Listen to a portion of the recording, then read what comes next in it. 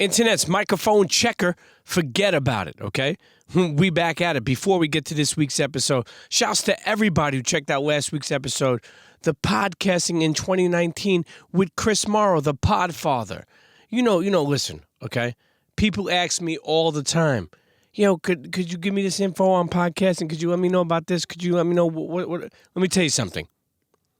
Take the last week's episode and send it to a friend. Listen to yourself, send it to a friend, tell a friend to tell a friend, because there's so much information of where we're at in podcasting on that episode, last week's episode. If you haven't heard it, then put it on your to-do list. Trust me, okay? And let me tell you, I always say it, you already know what it is. Open up your Twitter app, open up your Instagram app, and check the fucking. Every week, we have people worldwide, international, in the States, checking in. Everybody from Italy to Russia to Sweden to Australia to Amsterdam to all in the States. And I appreciate it. And really, I just want to keep the Premium Pete Show is special because you never know who's going to be on it. And I mean that from the bottom of my heart. I mean that. You never know who's going to be on it. It could be a rapper. It could be an actor, it could be an athlete, it could be somebody, an entrepreneur, a founder of a startup, a founder of a big company. But my main thing is this. I'm not only doing this so you listen to me. I want people to learn something from it. I want people to take something from it. I want people who are fans of people or things to learn more about it and or learn about it, okay? And that's what's important to me. Every week when I get into my Pastor Pete mode, I'll put something up. And just from being a separated father, I got divorced. So my daughter's going to be 19, April 6th. And, me and her mother got divorced when she was 2 years old. And it was rough. It was a rough time to deal with that, to be divorced. I felt like a failure. Mind you, I come from a Italian family, who people get married for 50 years. And I only last 2 years. And I was like, damn, man, what the fuck? I fucked the fuck up. So it was a hard moment. But I say this. There's a lot of parents, single dads, separated dads, divorced dads that, don't really know, how tough it is to raise your kid like that, man. It's not easy. The other day I tweeted, attention single, separated, divorced fathers. Trust I know it ain't easy, but make time. And make the most of your time with your kids. And I mean that, and that's what presence over presence is all about. And here's the thing, right? I want to explain to you. For a regular, father who's living at home with a whole family, sometimes you may be working and you come home from work and your kids come up to you and say, hey, I want to open up that, bubble lawnmower. And you may say, oh man, come on, we'll open it on the weekend. But when you're a separated dad, it's different. It's a different style. You only have that time. You only have the time. There's a limited time. And trust me, it's hard. And I feel like a lot of people don't talk about it enough. I have tons of people who reach out to me that I try to get back to everybody about being a single father, a separated father, or even a mother. And it's not easy. So anyway, internet, let me tell you something. This episode we're about to get into, before we get into it, I want to shout out my guys from Sopranos Con, okay? Shout out to Dan, shout out to Michael, shout out to the whole crew out there, okay? November 23rd and 24th in the Meadowlands in New Jersey, okay? Out in Secaucus, Sopranos Con. You want to find out more info? Go check them out on Instagram at Sopranos Con or go to sopranoscon.com, okay? And one of the people that is behind it is this week's episode. The guinea from fucking Italy, Furio, Federico Castelluccio. Let me tell you something, man. A lot of people know how much I love mob movies. A lot of people know how much I fuck with Goodfellas, Donnie Brasco, Casino, Bronx Tale. I mean, I could keep on going. But Sopranos is iconic. It was legendary. I used to rush home to watch it every Sunday. Sundays haven't been the same since Sopranos haven't been around. And Furio was a big part of that, man. I mean, this guy came in from Italy, the enforcer. and the whole shit. I realized we didn't even speak about with Carmela. We didn't speak about stuff with Carmela as fuck. But it really his journey and just talking with him about the Sopranos and growing up and his family and theater and just his moments with it. Internets, I don't gotta say no more, okay? The one and only Federico Castelluccio, Furio Giunta. However the fuck you fucking say it. Sometimes I fuck things up. I'm a bad Italian-American butchering words. But anyway, okay? Let's get to it. Forget about it. Cheers. Yo, what's up, y'all? This is Fat Man Scoop, the undisputed voice of the club, the two-time Grammy Award winner. Let me make this official for you. Fat Man Scoop, Crook McClan, Internets. It's time to go with my dude, Premium Pete. Let's get focused. Let's go, Internets. Let's turn up. One time, Premium Pete. Come on, everybody get set. Let's go. It's the next episode. It's the Premium Pete Show. News, interviews, all of the info. Listen up. It's the Premium Pete Show. If you want the scoop in the low, down low, listen to the show, cause Milk said so. Fuck what you heard, better act like you know.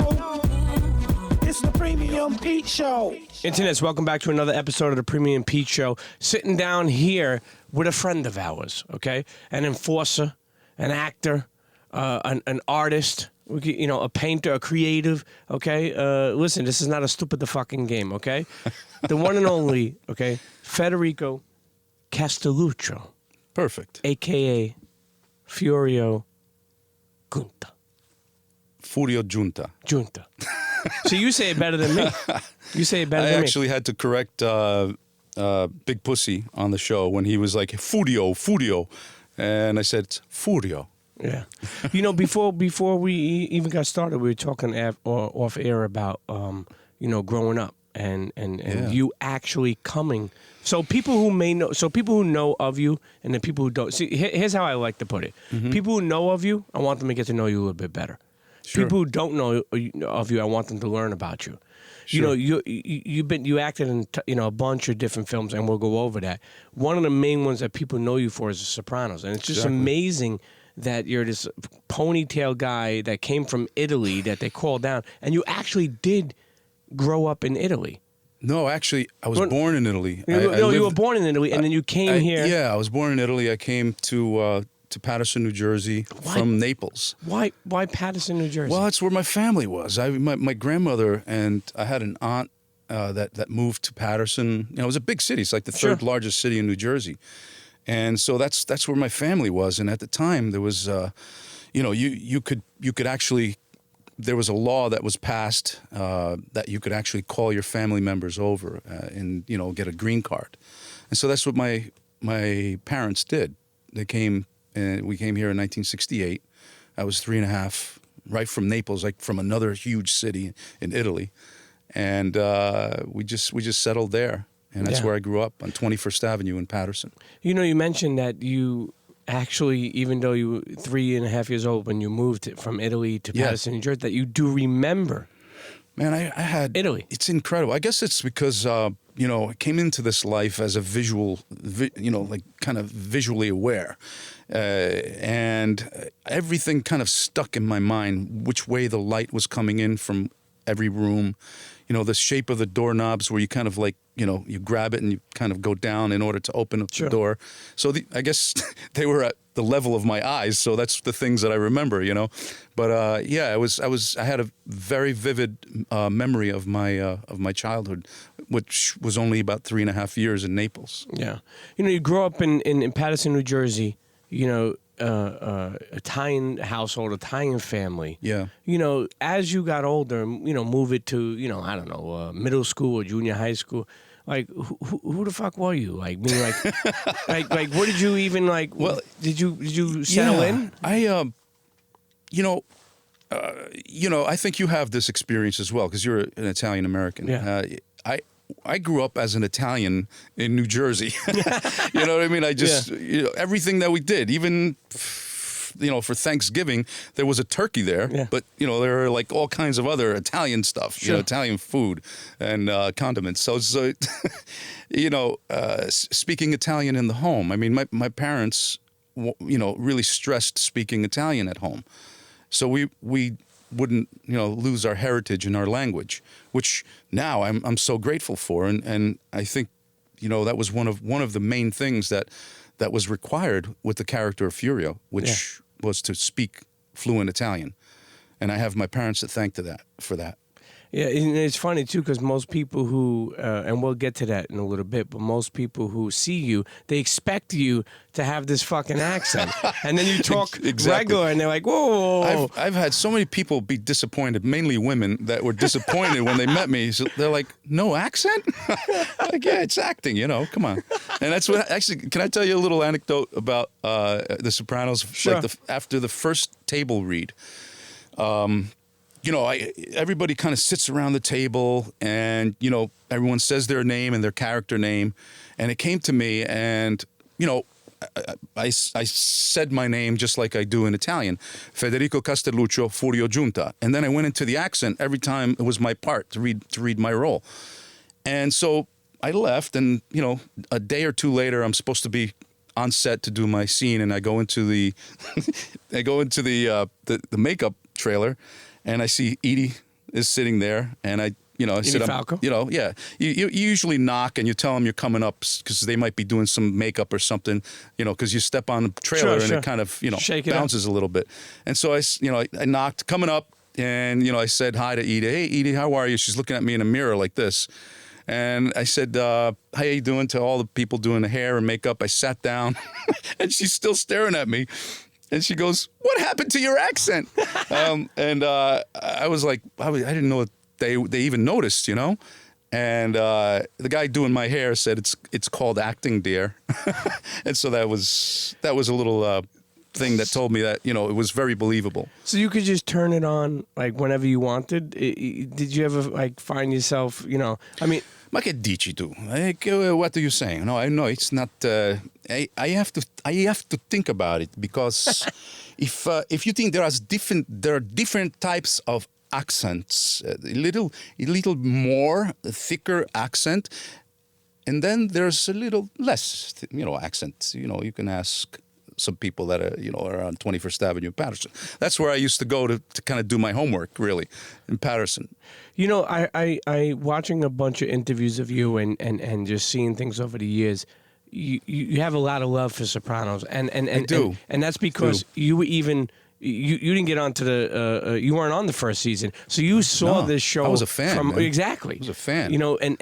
And when you think about it, one thing I really love about it as being Italian.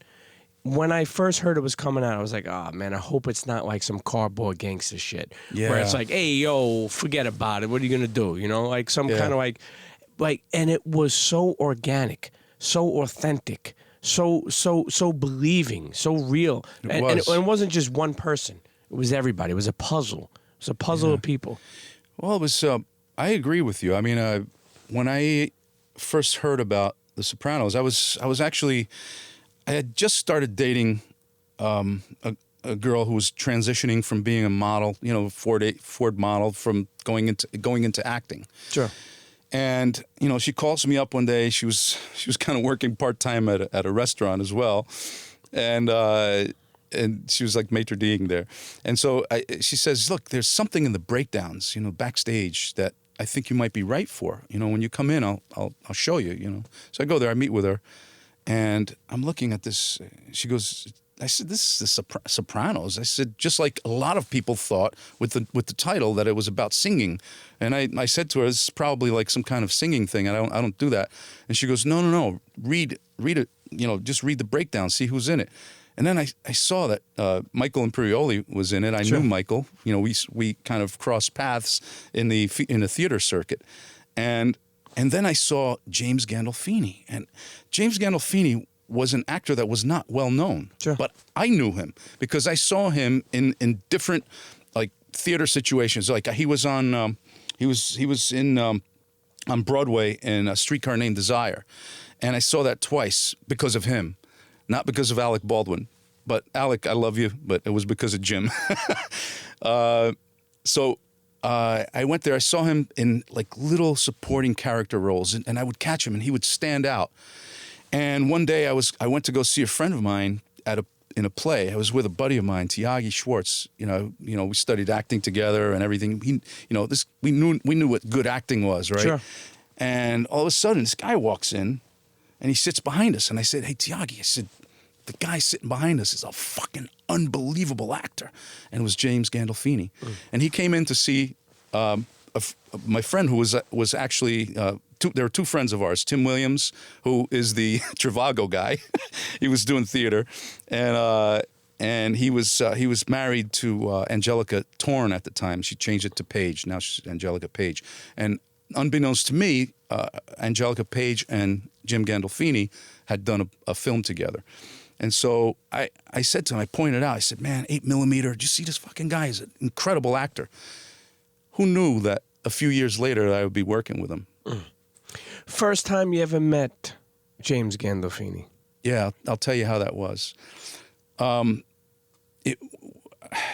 I'd have to back up the story a little bit because Sure. it goes into my audition. Sure, we'll bounce around. Yeah, But, it goes Sure, back it's into okay. it goes into my audition.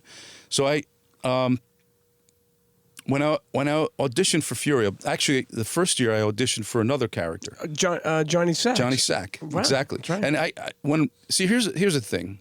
After I read that breakdown, I saw who was in it. Nancy Marchand was, Johnny Ola. I'm like, it's like this is, and it's about the New Jersey mob. I grew up around these guys, Sure, man. sure. This is like, there's something that I have to offer here. I really do. I was doing theater. I was 12 years into doing theater, television, film. I was doing anything that I could get as an actor here in the city, and so I said, this is something so I called my agent. I said, Bob Barry from BHB, Barry Half Brown years ago.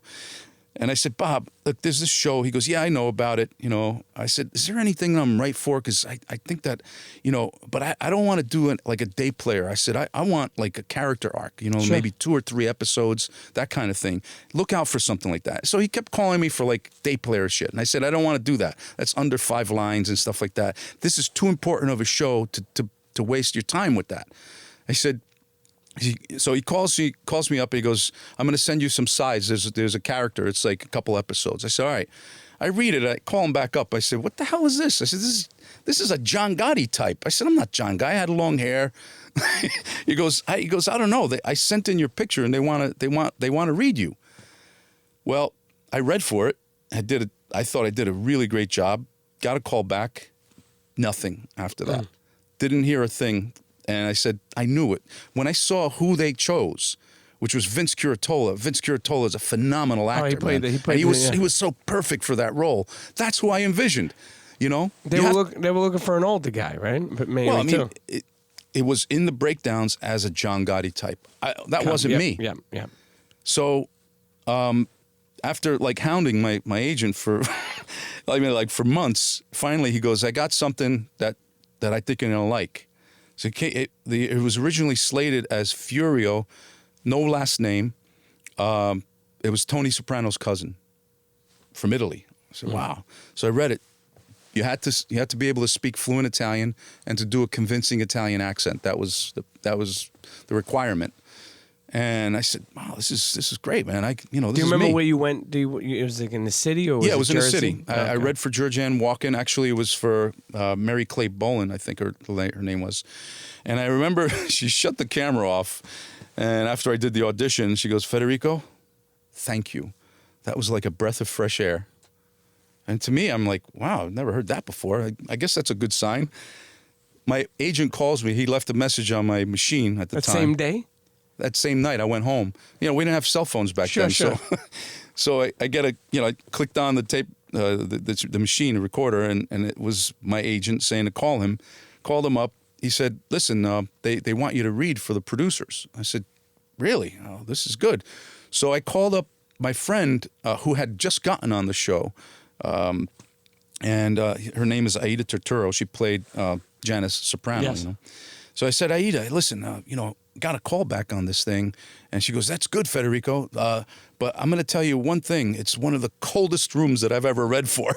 And I said, "Listen, I read this script." I said, this part of Furio, it's missing that fiber, that Italian fiber from Italy, that I know so well. And whoever wrote this knows a lot about Italians, but they're missing that Italianismo. I call it an Italianismo. Sure. So I said, I feel like I need to say something. You know, she cut me off and goes, Federico, don't say a fucking word. She says, don't ad lib. Whatever you do not ad lib. I said, are you serious? I said, but I feel in my gut. She goes, don't feel anything. She goes, those words, you live and die by those words. So was that David Chase? Like meaning like they didn't want to alter that script at all? No, that's exactly right. You know, I didn't realize that was, you know, because I was used to ad libbing. I was used to like bringing in. But you know, when I read that role and it was brilliantly written, I felt like it was just that little piece was missing. So she gives you the info. I say, well, thanks a lot. So I said, okay, I'm not going to do that. I go to the audition, right? And I see all these people sitting there. I see some guy with white hair sitting in there. There's a couple people sitting on the couch. There's 3 people in the back. Then I see a guy who introduces himself as the director, Tim Van Patten. And, you know, the casting director's there. You know, she's taping it.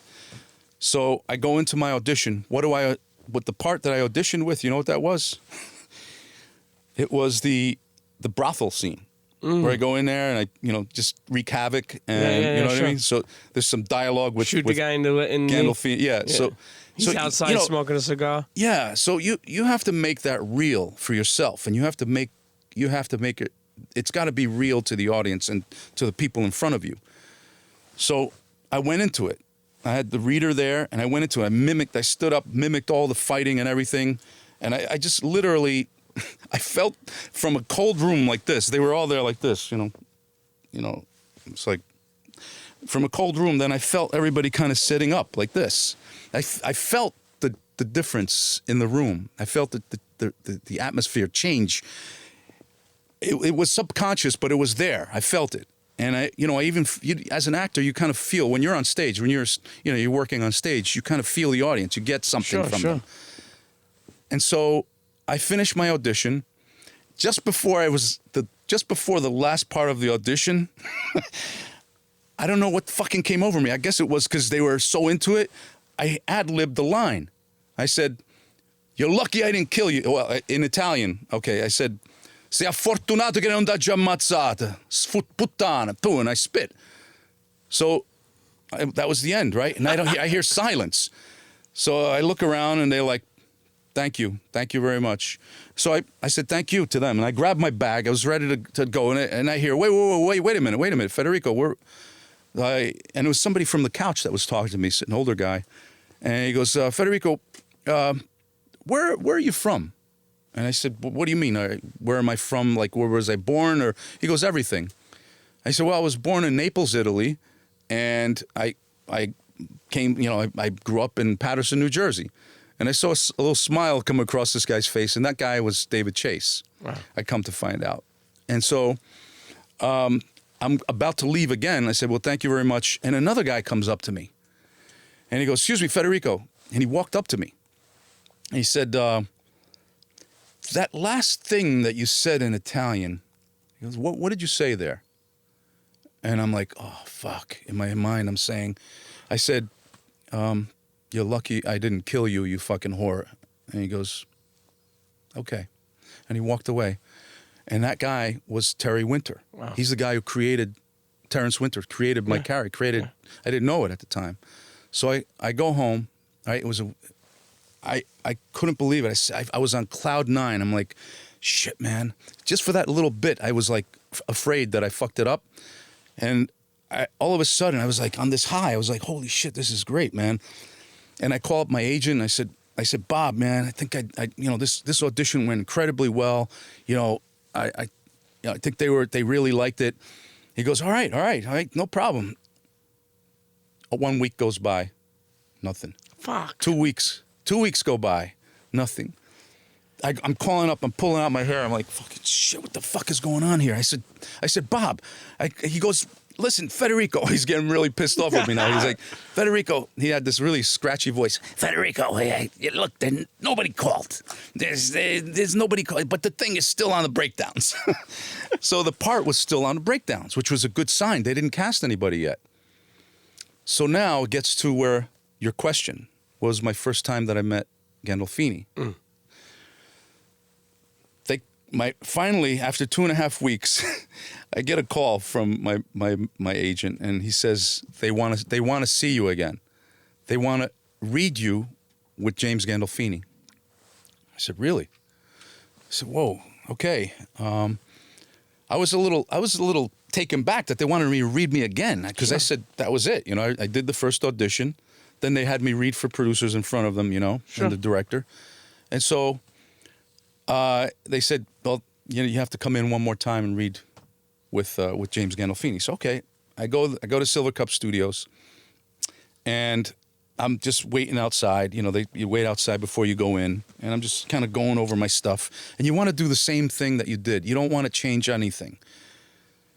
But I wasn't going to do the Italian thing. So they said, we have a new script. And while I was out there, I'm like saying a new script. So they give me this new script, and I'm reading through it, and I get to the last part, and it says in Italian, "You're lucky I didn't kill you, you fucking whore." Wow. I said, "Holy shit!" They wrote in my line. So I go in now, but before I go in, I hear a familiar voice. I hear, "Yeah, you know, yeah, this guy, blah blah blah," and it's Vinny Pastore.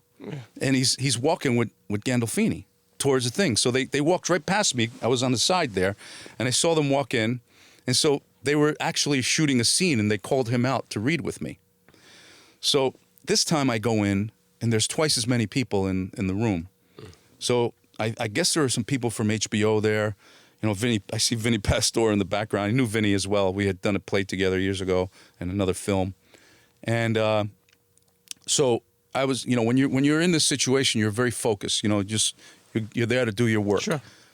Did the audition, and again they were like, "Thank you."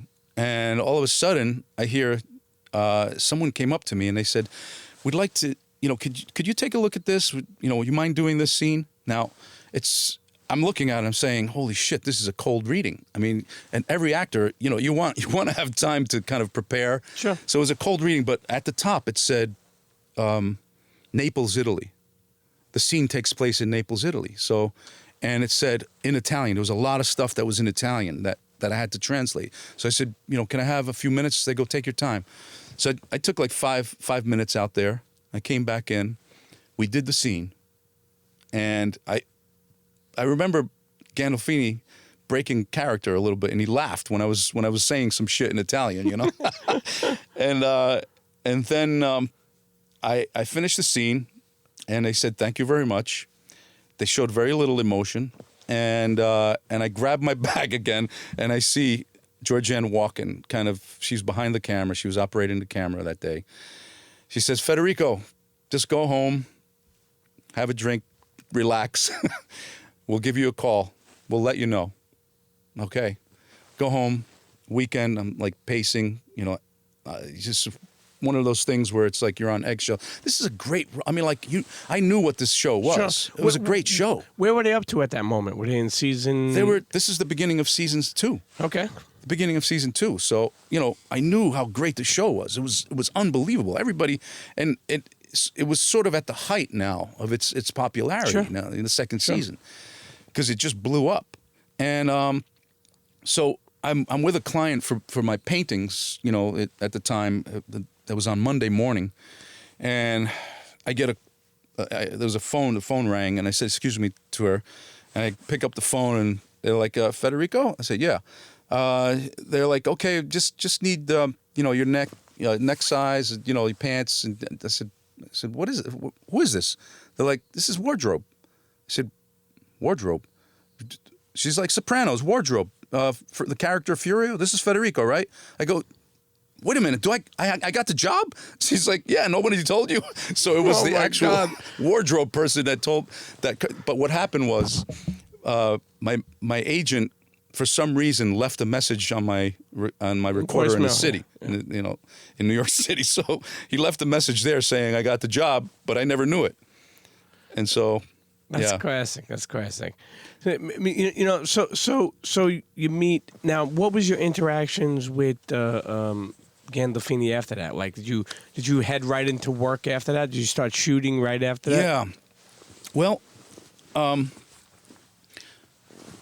what happens with every television show is that you do a table read with the cast, the entire cast. How were those? Fun? They were great. The first one that I did was, I was just sitting there, right, and all of a sudden I start reflecting back to the time that I came into Patterson. And I'm saying, I always wanted to kind of get into theater and try acting, but there was no opportunities. My high school didn't have a theater program at the time. I just dove into art, head first into painting. Yeah. And when was that? Early on? That was early on. Yeah, I've been painting ever since I can remember. And good at it early on. Yeah. No, I mean, I've seen some of your paintings, amazing. But I'm talking about from a young age. Absolutely, Yeah. absolutely. From very, very early on, when I was in kindergarten, that my kindergarten teacher saw that I had an ability, and she gave me watercolors. She's like, you're beyond crayons.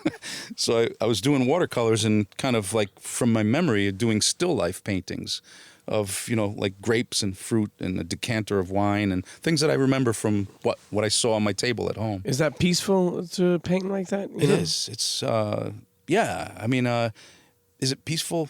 I think so. I think it's a lot closer to me as an artist than anything else, than either acting or directing. You sold a lot of paintings. So is it true that you sold a painting for I don't want to count your money, but public knowledge, I think it said you sold one for like $6 million or something like that. Is No, that true, actually, one of your paintings they sold? Well, it wasn't my painting.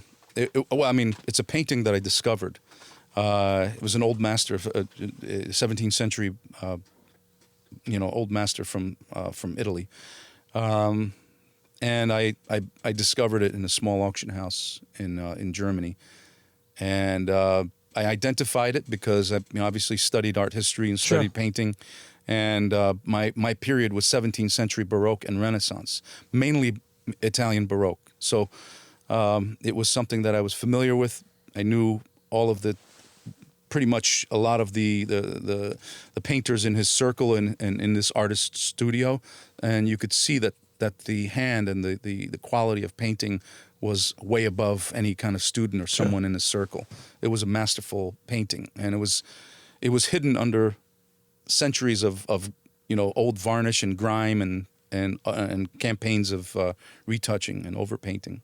Did Mom and Dad support your you wanting to paint? Yes, absolutely. That was we came from really not much. You know what I mean? Like, we were a blue collar family. Sure. Our father worked in a dye house. He was in the dyers union. My mother was a seamstress. What's that dyers union? A dyer. Well, they dye fabrics. Oh, they dye really? all kinds of shit. And my father, when I was in high school and college, the canvas was expensive. So anytime they did canvas, the owner knew that my father's son was a painter, and so they would give him some canvas, and that's I would stretch it and use that when I was going to school. What about Mom? What did Mom do? She was a seamstress. Oh, nice. She was a seamstress, but an amazing person. My mother is, she's done. I mean, like, I don't know anybody with the strength of this woman.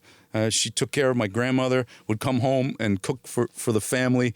My grandmother had a stroke. It's unbelievable, the thing that she would go back to work, come in and cook and do do our clothes and it's unbelievable stuff. Things that are,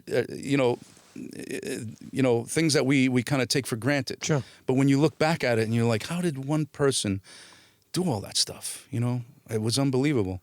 They're special, I know. They're incredibly special, I know exactly what you mean when you speak like that. You know, from my mom. I mean, just you know the experiences I've had. You know, when you got like, is mom still alive? Yes. You Yeah, know, when you got the yeah. Sopranos gig, you know, was she happy about that? Yeah, you Like, know, see, you take her out to eat. Yeah, like, you know, did you celebrate? You know. well, it was interesting because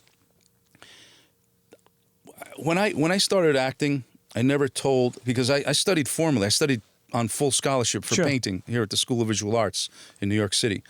So I never told anybody that I was getting into acting, because I saw the reaction of certain friends that I mentioned it to. They're like, oh my God, what are you going to give up painting? I'm like, no, I'm not going to give it up. You know, they started getting threatened. Sure. So I didn't want to do that.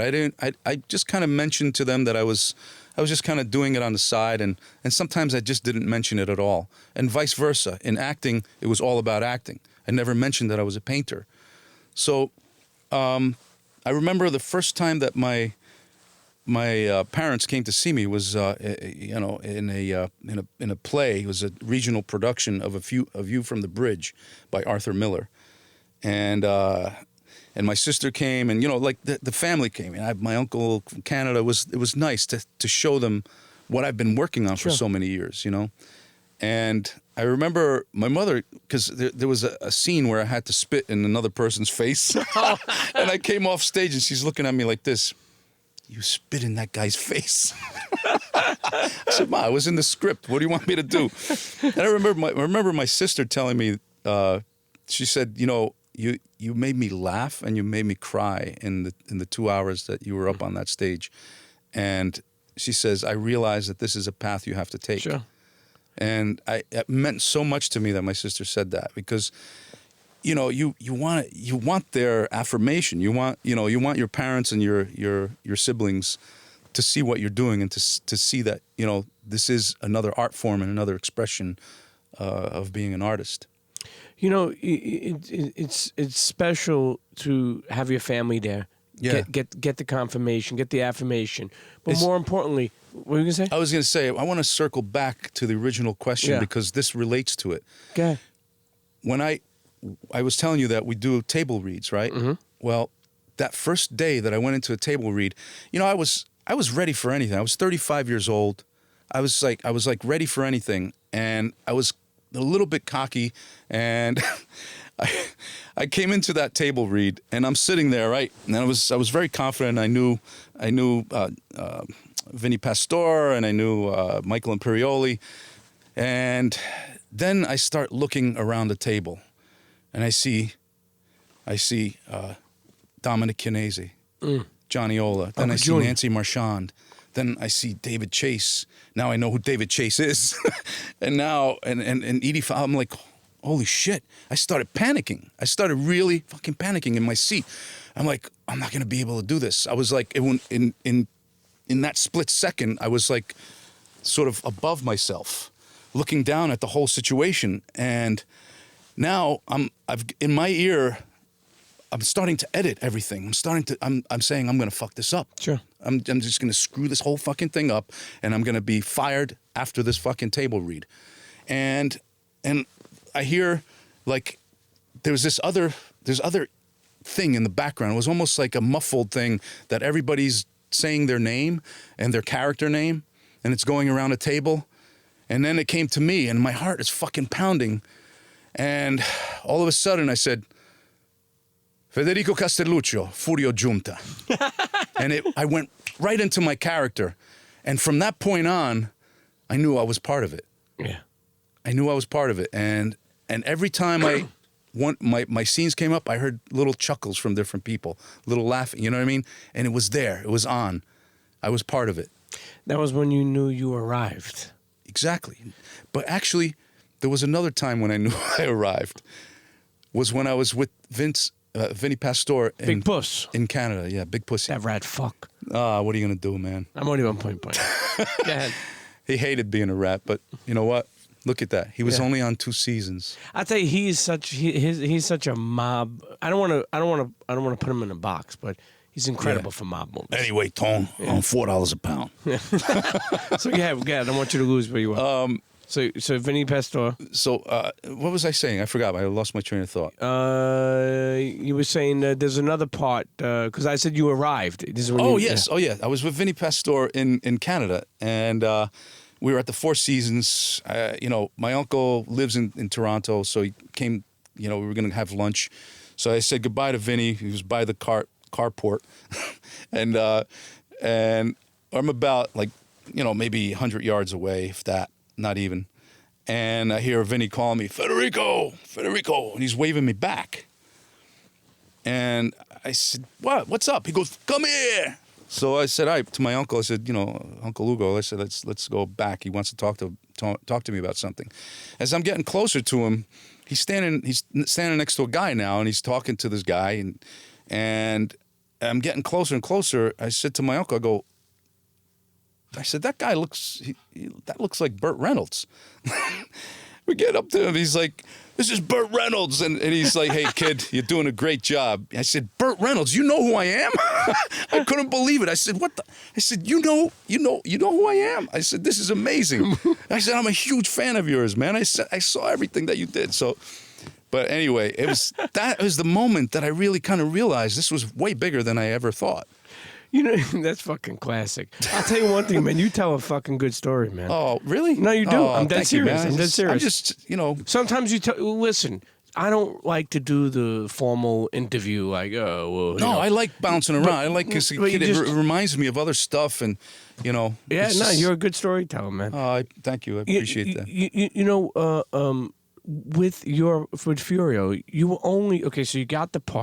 Yeah. but you were only, correct me if I'm wrong, you're only supposed to do what, like a couple of episodes? Well, it was a 3-episode.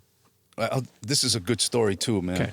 Well, it's a short story, but okay. it was slated for 3 episodes and in and out. But it was a character arc, and it gave me a little something to sink my teeth into. We shot everything out of sequence. Okay, the first time you see Furio Giunta is in Italy, right? Yes. First time you see him there, but we shot the scene after that where he goes and he wreaks havoc in the brothel. Sure. Right? Excuse me. So that was the first thing I shot on The Sopranos. And what happened was the second table read that we did, or maybe the second table read, they started editing that scene. And at the end of the table read, I'm about to leave, and right by the door, Lorraine Bracco was kind of standing there, and she was talking to David Chase. And I'm just about to leave. I said goodbye to everyone. I said, take care. And David turns around, and he says, wait till you see what your scene looks like from Big Girls Don't Cry.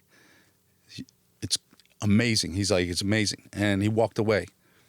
I said, whoa, man, that's very cool. See, I didn't know much about David Chase. Sure. But Lorraine did. She worked an entire season with him.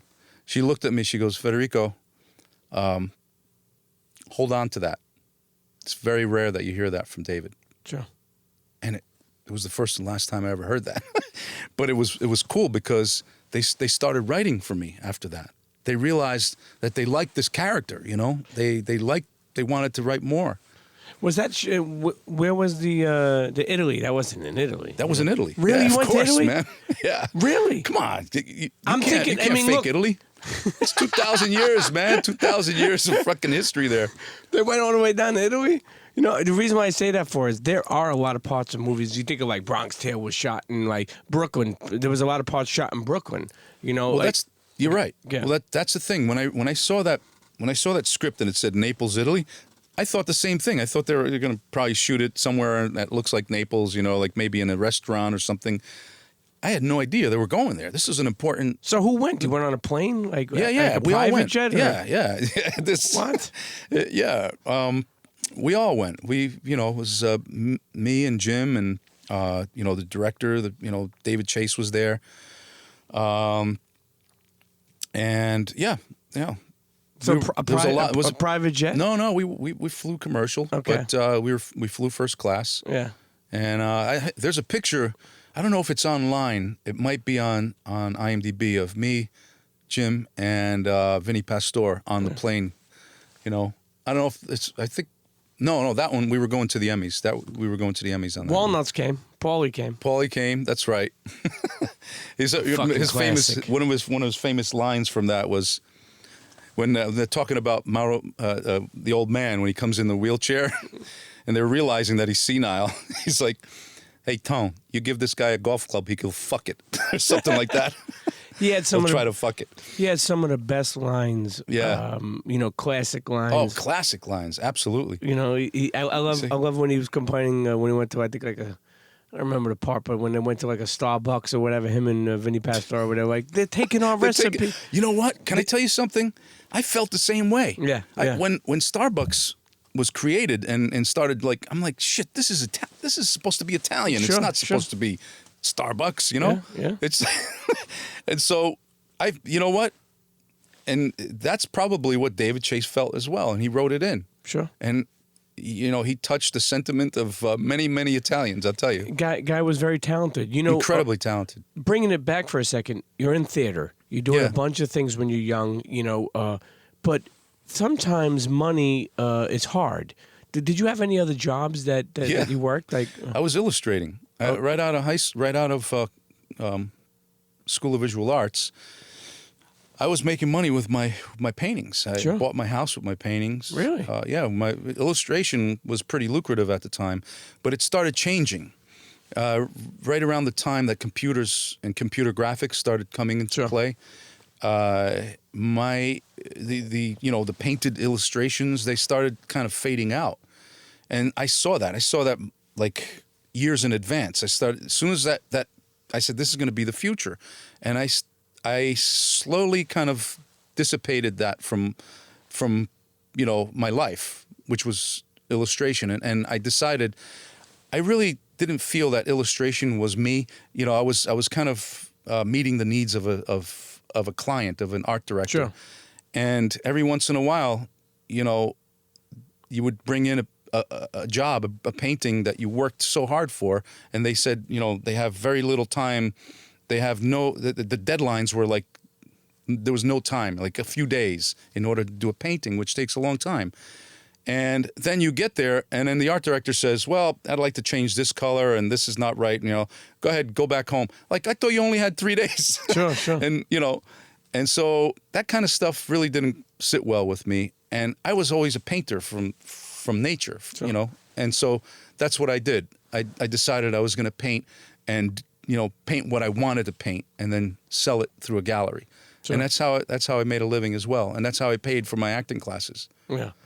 Did you ever work like in a restaurant or any type of odd jobs? No. No, never. Mm-mm. God bless. Listen, that's No, I don't want to sound No. arrogant or anything. When I was a kid, I mean, I did a whole bunch of odd jobs. I worked in a printing house, printing place, and then I worked at right after during high school. At the end, I was working at the Patterson News, which is now defunct, but I was doing kind of pen and ink illustrations there, and then I worked at Carvel. Really? One summer, yeah, Stupid when I was a kid. fucking ice cream cake. Still with the fucking ice cream. So yeah, I worked at Carvel one summer, but you know what? I realized working for a boss, it just wasn't for me. Yeah, I had to do my own thing. Sure. Look where we are today with entrepreneurship and how many people take that leap.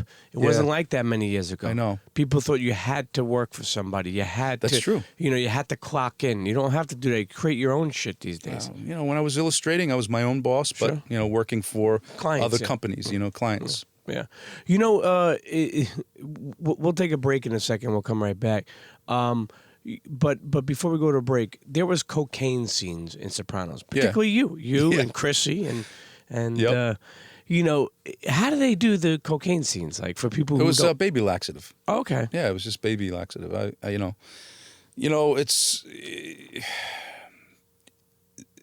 It's that kind of stuff is rampant in our industry. When I grew up in Patterson, I had a lot of guys, a lot of friends, very close friends that fucked their entire lives up and wind up killing themselves, with heroin and Sure.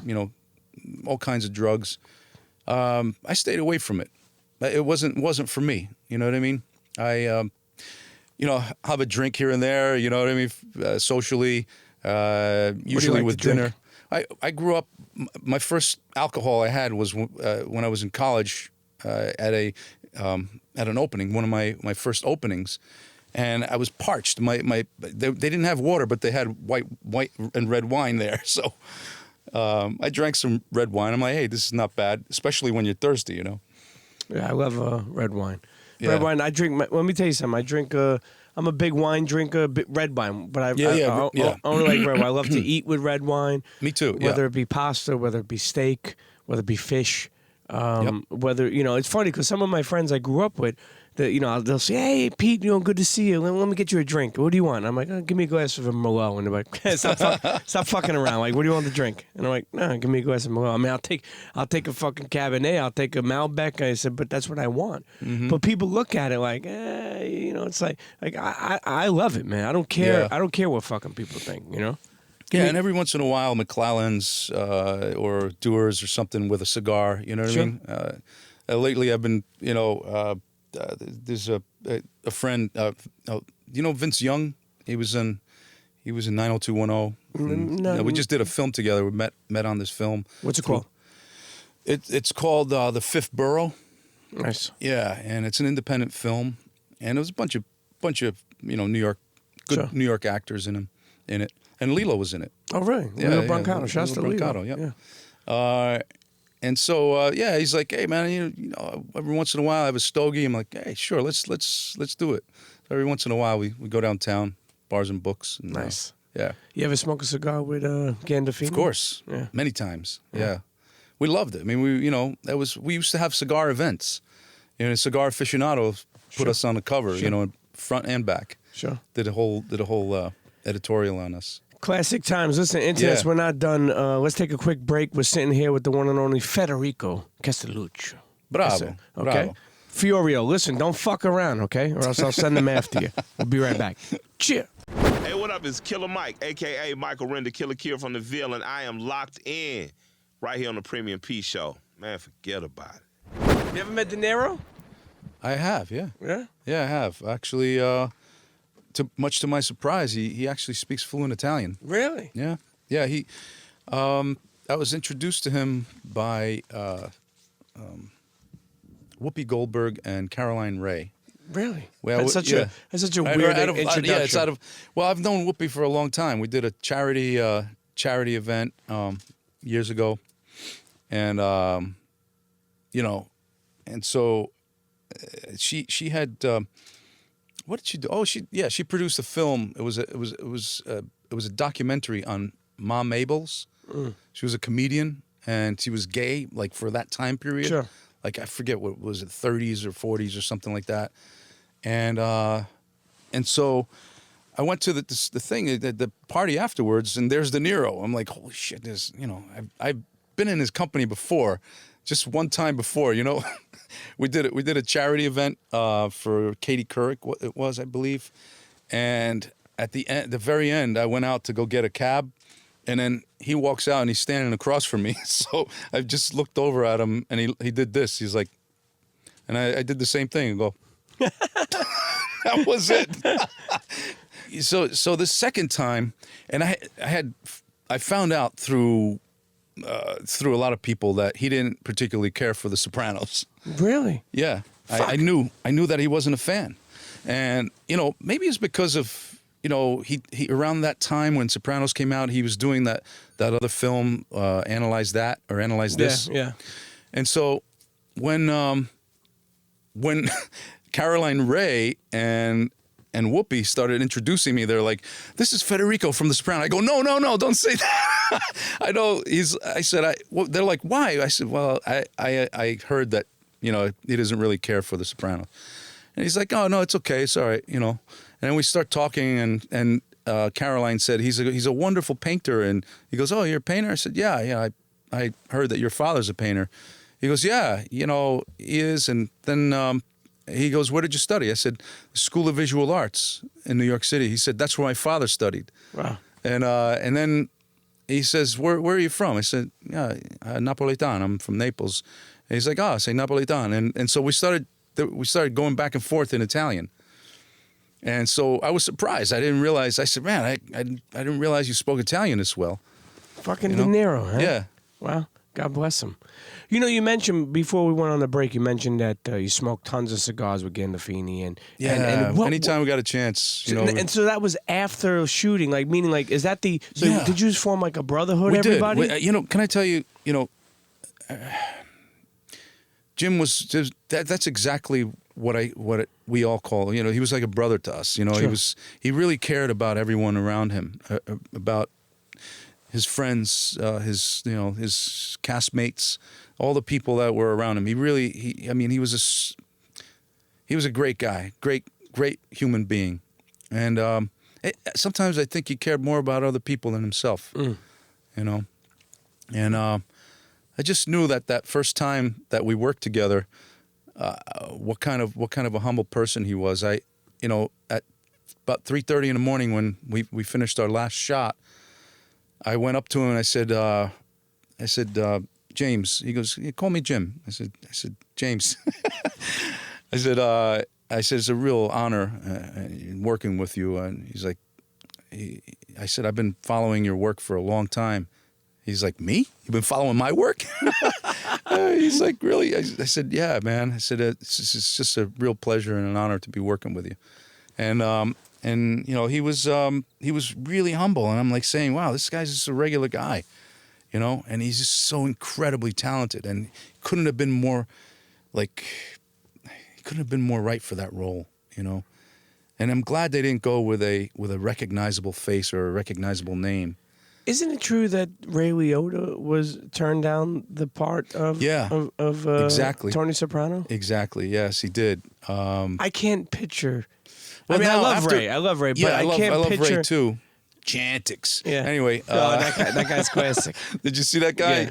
Listen, Nicky Petito. Nicky Petito. Oh my God! I just met him. Guy's talented. Fucking amazing. Yeah. He should be on SNL.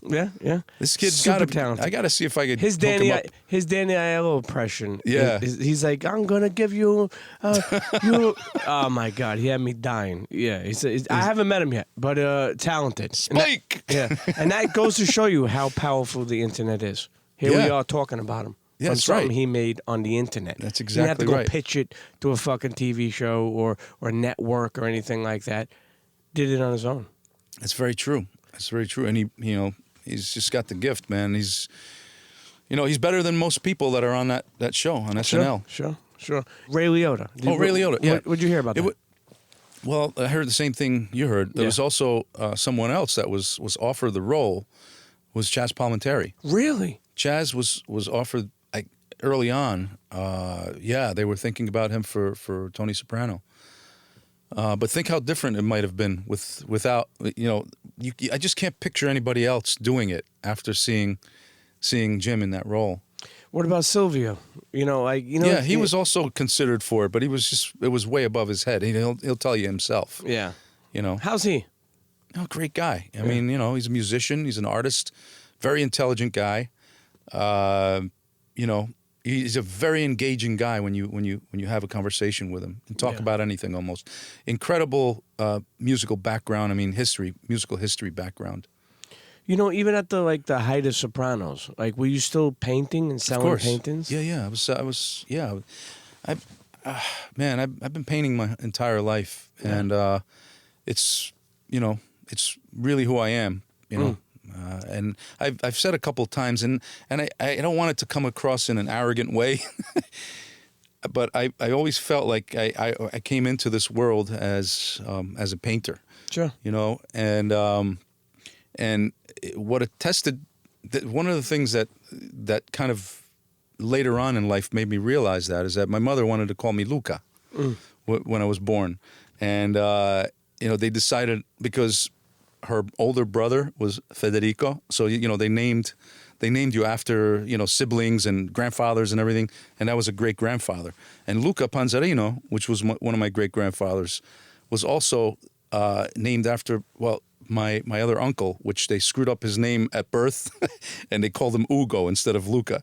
But anyway, when I started studying history and art history, I came to find out that Saint Luke was the patron saint of painters, and my mother wanted to call me Luca. Interesting, right? So she had the She knew foresight, there yeah? was something, and also he was the patron saint of doctors. Which, if I weren't in this business or an artist or a painter, I would have probably gone into orthopedics. And I have two nephews that are doctors. Really? Yeah. That's beautiful. You know, you 3 episodes. 3 episodes is what you signed up for. Signed up for 3 episodes. You wind up doing 3 3 seasons. seasons. How does that? Now I know they started to write for you, but how did that happen? Well, here's what the guy. Remember the guy I told you that came up to me in my first audition for the producers? Yeah, he was Terry Winter. Yes, yes. Terrence Winter. Well, Terry, when I got the job, and I was at Silver Cup Studios. Nobody knew who Terry was either. So he comes over to me. He's like all wide-eyed and everything, and he comes over to me. He says, "Hey, Federico," he goes, "I can't tell you did such a great job, in the audition." He goes, "When you first walked in with your build and everything, we weren't sure you can handle the fighting, but then you mimicked all the fighting and everything, and it was like you walked off my page." And I'm not making this up. I mean, I just recently, the 20th anniversary, he was interviewed, and he actually says this. He says these words. It was like he walked off my page. And, it made me feel really like, I hit the mark. I hit the mark, and I knew that at the age of 35, I was ready for anything to come at me, and I was ready to handle it. And it was an awesome feeling. Yeah. And so that's going back to your question. Sure. That's knowing that it was like someone that I walked off his page. The character walked off the page. He started, I guess, writing for me. They started writing for me.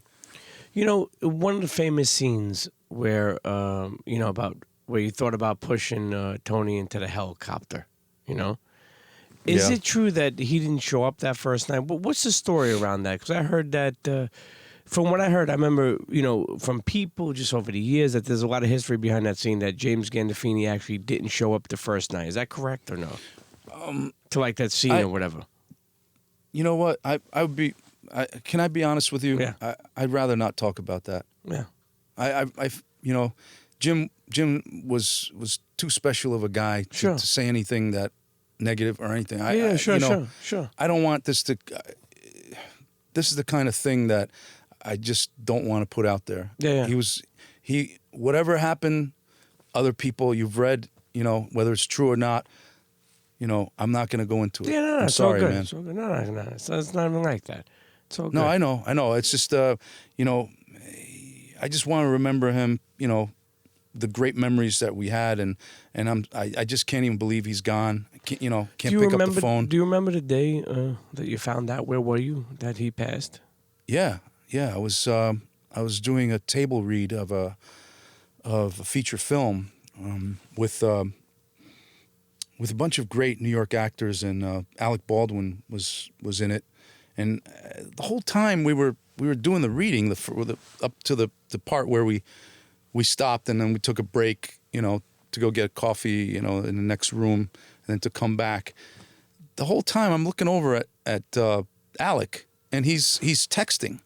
I'm like, this fucking guy's not even into it, man. He's like, he's like doing his part. He's reading his thing and then texting. I'm like, Jesus, man. I heard that, he can't put the phone down, but this is ridiculous. Sure. Well, what happened was, we took the break. I went in. I was just about to, pour some coffee. He comes out. He's like, Federico. He goes, you're not going to believe this, but Jim Gandolfini died in Rome of a heart attack. I said, it's bullshit. You found it online? He goes, no. It's all over the news. He goes, if you saw I was texting, that was my agent texting me, saying that he was like, he thought it was bullshit too, and he was texting back. And so that's how I found out. Now, did you speak to him before then? Like, if he had any type of issues, or was that something that threw you by surprise? It was a shock to everybody. It was a shock. I mean, my aunt, she was the midwife that delivered me, and she was a midwife for my mother that helped deliver me when I was born in Naples, and I was born in the home actually in Naples, and she unfortunately died of a massive heart attack, just like Gandolfini died. And sometimes it just you know, you don't know that those are the signs, and then all of a sudden, you know, you're gone.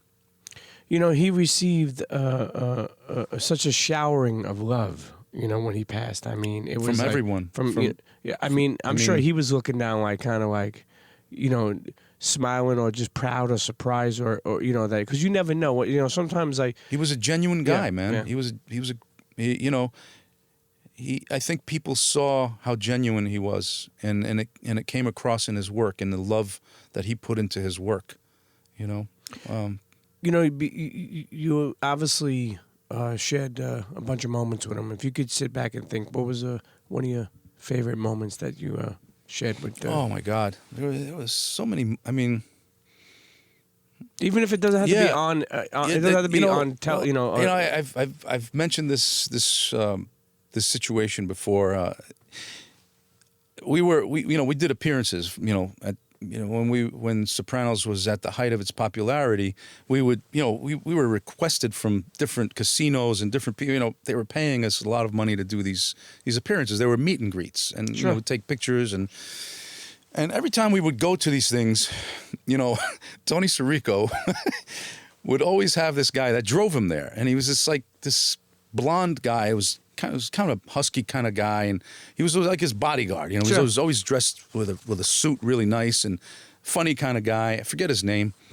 And one day we were up in Connecticut doing this appearance, and they had sort of like a huge green room in the back with food all over the place, and there's this huge plate of spaghetti in the middle of this table. It was kind of in the middle, and I walked in. Gandolfini was right behind me, and I'm looking at a few people, and they're I see Lorraine Bracco, and she's kind of like got her arms folded, and she's smoking a cigarette, and several people are looking towards the table, towards that plate of spaghetti in the center, huge like bowl of spaghetti, and there's this guy that's always like really nicely dressed, and he's always like sharp and everything.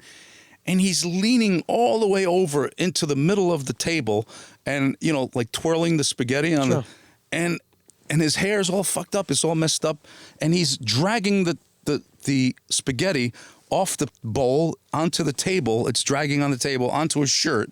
And he was eating the spaghetti, and his legs are spread open. His shirt is all fucked. I'm like, what the fuck is going on? And I see Lorraine Bracco. She's over there smoking.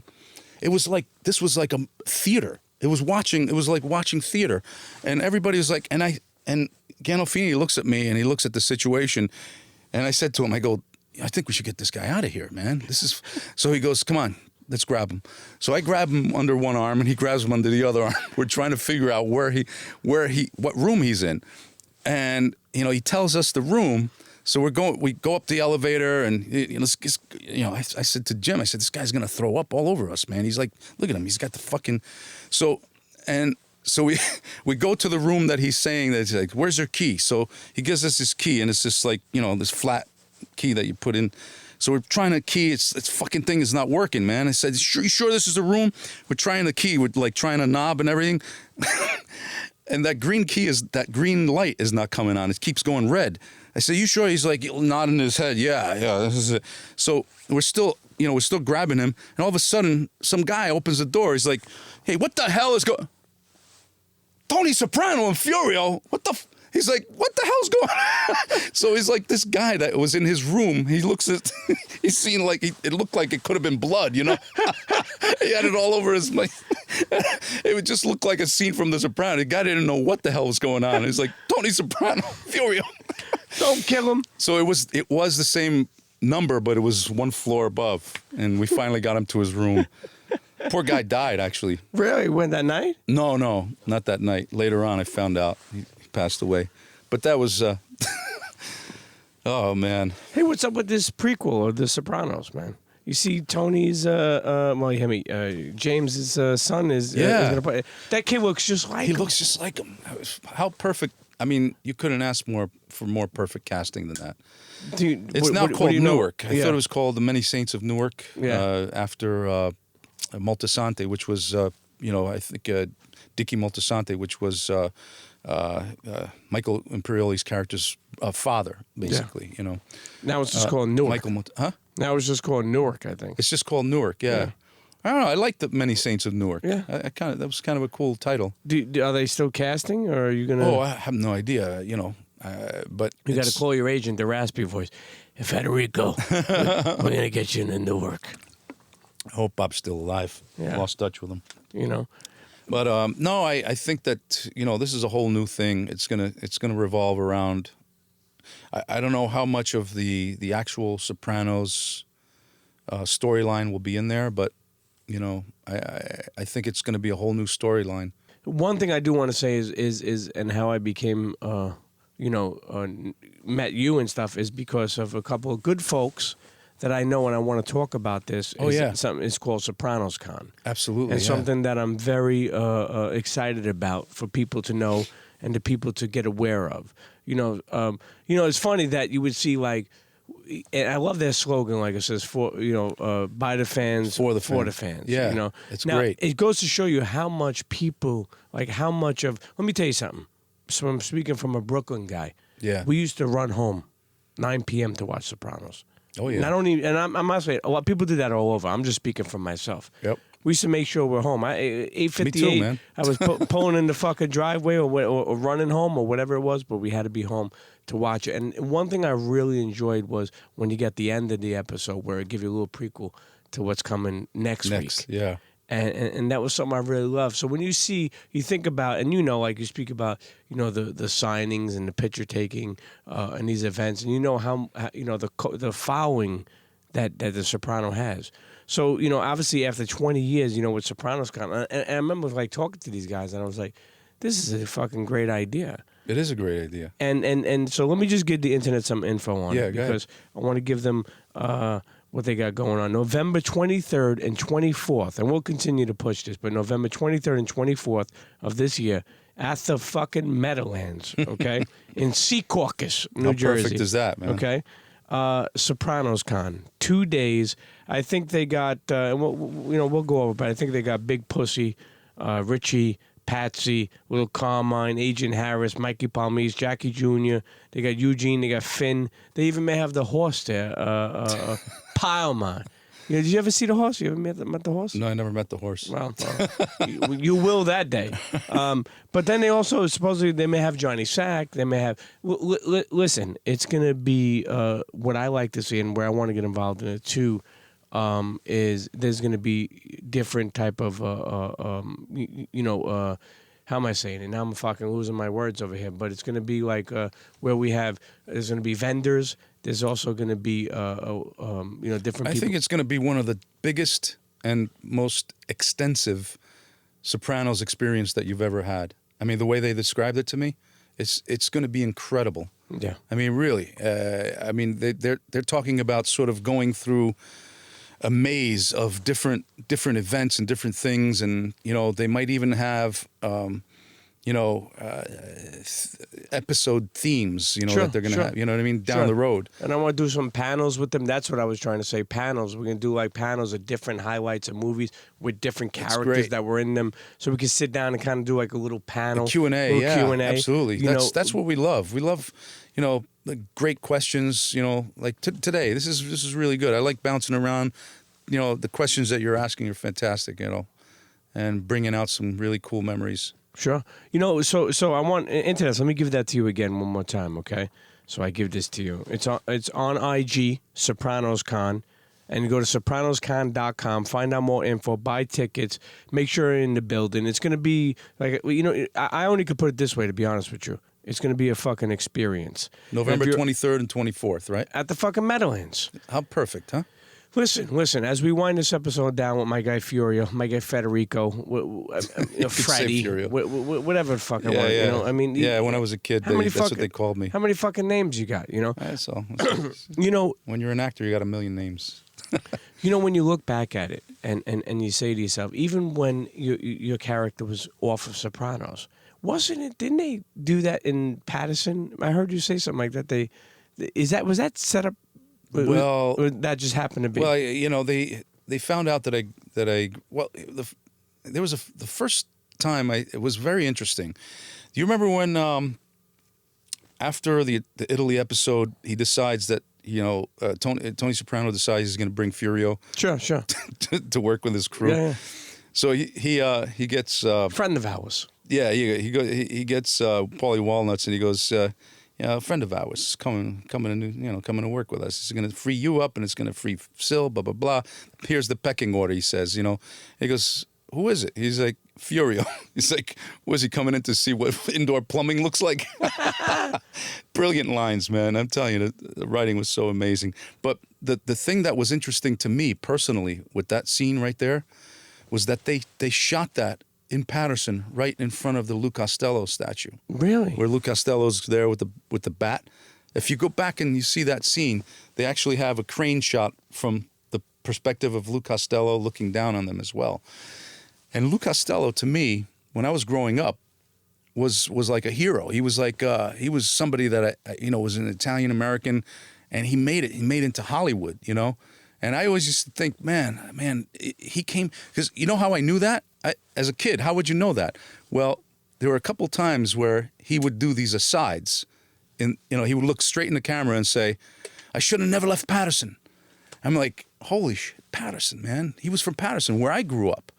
I mean, if Lou Costello could make it, to Hollywood, this maybe I could too. When I was a kid, I used to think that. Yeah. Anything's possible. Yeah. With the script, we spoke about how they wanted to follow it to a T. Yeah. Only you fucking changed it, a drop. Well, yeah, no, it was really my character was the only one that could afford to do a little bit of that. And David would call me from time to time. And he would ask me what certain things meant. Like one day I'm driving in New York City. I'm going from the east side back to the west side, and he calls me the Silver Cup Studios that calls me.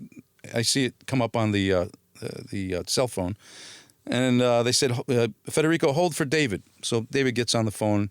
He's like, hey Federico. I say, hey Dave, what's going on? He's like, he goes up. Let me ask you something. He goes, what does manage mean? Yeah.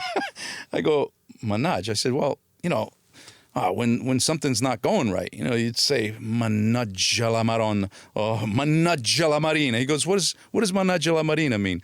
I said, well, in Naples, when the Marines, they would come in, they would wreak havoc. Everything would be upside down, fights and this and that. So they would say manage la marina. And so, you know what? He wrote that into the Cadillac scene. You remember? Yeah. When Richie Aprile gets shot. Yeah. and and he goes, Tony Soprano throws the keys to Furio. Furio looks at the keys and he goes, Cadillac, manage la marina. He's like more worried about throwing away a good Cadillac than a body, Of course, I know. It's another part that people love you for is when you say, "Give me $1,000." Oh, that was It was was Lilo Lilo? Brancato, yeah. Oh, that was funny. That was a good scene, actually. I really liked that. The guys, that was a set. That was a set that they built, that room. Sure. So every time I did that scene, I could hear this guy, Jeff Marchetti, who was working, he was doing set dressing, set design, and he was sort of like one of our good friends, that we used to hang around with all the time. And he would set up some appearances. Anyway, I could hear him laughing behind the friggin' wall, man. Every time I did, give me $1,000, and I hear him fucking laughing with somebody else back there, through the wall, through the fake wall. You mess with social media. You're on Twitter. You're on Instagram. Do you like it? Man, What are you on there? I'm just not Mr. Castelluccio. Mr. Castelluccio, but I very rarely go on. It's man. okay, but what is it so people could? It's Mr. Castelluccio. So Mr. C. Mr. Castelluccio. Because I couldn't fit Federico Castelluccio. So. Yeah. Internet, say hello, and follow him and what he's doing. Now you're working on a couple of new films as well, right? Aren't you shooting a bunch of things? Yeah. Shot one in Italy. the one in Castellamare Sicily, del Golfo. Castellamare del Golfo, where your family's Yes. from. That was a few years ago. We shot it in Texas, and the remaining 3 weeks were in Sicily, which was an absolutely beautiful place to be. I'm telling you, it's just I fell in love with Sicily during that shoot, and it was called Leaves of the Tree. Ante Novakovic was the director on that, and yeah, it was a great thing. Armand Asante was in it. He played a great Gotti on HBO. He was Gotti. It's like he became it's Gotti. There underrated, was no that Gotti. You can't compare any other Gotti. Let's put it that way. That was fucking incredible. Yeah. And so you shot that with him. And I shot that. Yeah.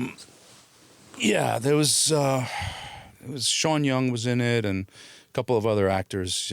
Recognizable names. And what else? Anything else you're working on?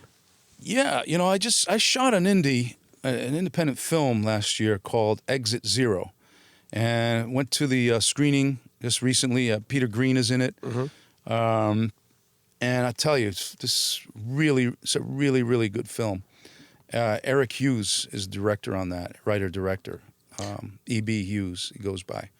We started off the episode, I was telling you how many people love your character. I think we may have said that even off air. How many people know, the Italian guy, or Tony got him from Italy, the guy with the ponytail. You ever go out to eat and people recognize you? You walk around. All the time, man. Yeah. All the time. Not only here. When I'm in Europe, I mean, people recognize all over. I remember going to London and getting stopped like several times on the street in London, people wanting to take pictures. I was in Italy and I was drinking from the fountain. I look up and there's these 3 people from Israel, wanting to get a picture. People in Australia. I mean, like it's worldwide. I mean, recognition. It's incredible. I mean, look, it's the greatest feeling in the world. Some people don't handle it well. I handle it well because I was a fan to start with. Sure. And I understand where they're coming from. It's an amazing journey when you think about, being a fan of Gandolfini, being a fan of Sopranos, sitting back, watching season 1, wanting to be on it, and then literally adding your piece of the puzzle that I was telling you about to it. It's got to be an amazing feeling. Well, it's an incredible feeling. I mean, to be part of American television history is I'm incredibly proud of it, man. Yeah. You know what? There were a lot of people along the way, and I think we talked about this off air, where you have these Italian anti-defamation groups, Italian guys, and I got caught in a few interviews where they kind of they come in from the side, you know what I mean, like where you don't see it, and I said, my question to them was, have you ever seen the show? No. I would never watch that show. I said, well, that's your problem. I said, that is the initial problem. You're only judging a book by its cover. Sure. But you haven't seen how brilliant the writing is and how many professional Italians there are. FBI agents, cops, Melfi, who was a psychologist, doctors with Italian-American names, Italian names. Sure. I said, there are probably more Italian names in the professional arena than there were in the mob arena. Was there, Goodfellas has like something where they said that they had like mob guys come by and, just so they could interact with them. Did Sopranos ever do something like that? I think they had, you know what? I think they had FBI. Yeah. I met a couple FBI agents that came on just to see the accuracy of what they were doing. Whether they had like real guys from the neighborhood, that's a possibility. Forget about it. We don't know. Yeah, Cosa Nostra. Cosa Nostra. What the fuck do we know? Stupid the fucking movie. Stupid the fucking game. Yeah. Listen, internets, first of all, I want to say, like I said, it's been a pleasure to have you on. More importantly, your journey, like I said, as a fan of it, to just being such a talented painter, to turning it into something even more. Literally, like, you didn't stop. You know what I mean? You could have, No. It was a lot of waiting. You know what I mean? Like, your story is like, It's true, I guess man. what I'm trying to say is, like, you don't even, not saying you don't realize your own story, and I say this a lot, but you're living it. So you don't pay attention to, like, how much patience you may have had. I understand what you're saying. And where it got you. And it's special, man. It's special to see. You know how you said before, I think we were off air, you said that you wanted to get out of Brooklyn? Yeah. For some reason. Yeah. You said, I thought I was always going to be in Brooklyn. Well, I always kind of had this secret dream of getting out of Patterson. Yeah. And and Costello was, Lou Costello was one of those people, one of the people in my life, from a distance, a major distance, that kind of put that idea in my head. Yeah. It was possible. It's special.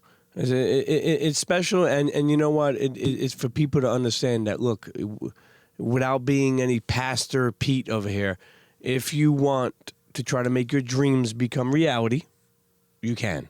You just got to fucking put the work in. Absolutely. That's the most important part. Listen, SopranosCon, sopranoscon.com. Check it out. Furio is part of, this fucking good thing that's going to be down at the Meadowlands, November 23rd and 24th. Hit me up if you want to know more. Hit SopranosCon on IG if you know more. There's a couple of good fellas putting it together. I like them. I fuck with them. Listen, Furio, Federico, Freddie. I'm calling you 1,000 fucking names. Premium Pete, it was all the a best. pleasure. All the best. Take care. Cheers. Internets, if you enjoyed that episode, then hit me up. That's right. Email me at thepremiumpeteshow@gmail.com. Again, that's thepremiumpeteshow@gmail.com. If you're an advertiser, any big company, small company, startup, whatever it is, you want to advertise on the Premium Pete Show, hit me up. Email thepremiumpeteshow@gmail.com, and we'll get to working, okay? And if you have a suggestion or you want to hear a certain guest on the show, whatever it is, okay? You could at Premium Pete Show on Twitter or Instagram, or for the last time I'll tell you, well, I'm not gonna. It's not the last time. Email me thepremiumpeteshow@gmail.com, and let's get to working. Cheers.